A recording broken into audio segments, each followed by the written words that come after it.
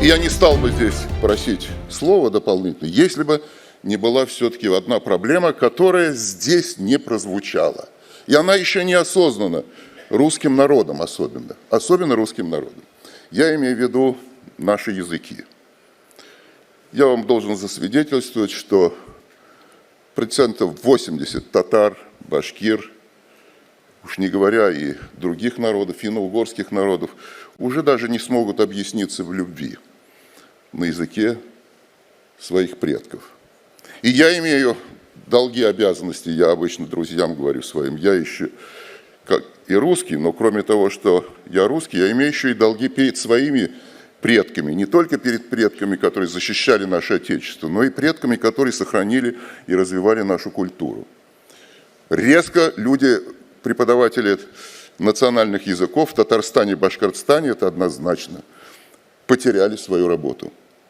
Можно подумать, что ну бог с ним, этнос не вечен, вечен этнический процесс, есть такая теорема. Языки умирают, ежегодно умирают языки, но и мы все смертны. И тем не менее есть система здравоохранения, которая стремится продлить нашу жизнь. И мы обязаны продлевать жизнь наших языков. Обязательно. А для этого языки не только русские, а и с русским тоже проблемы есть. Ведь масса ученых бросает русский язык и пишут статьи на английском уже.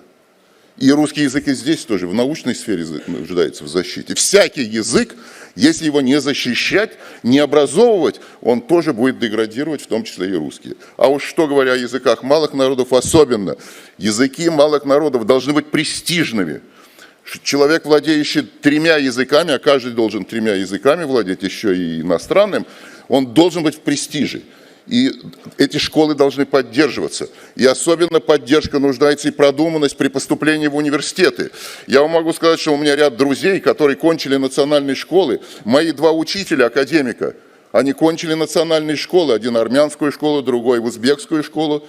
И они, придя в Россию, они, конечно, не очень сильно владели русским языком. Но к 30 годам их русский язык был лучше, чем у русских. Многоязычие – это не только творческий потенциал каждого человека.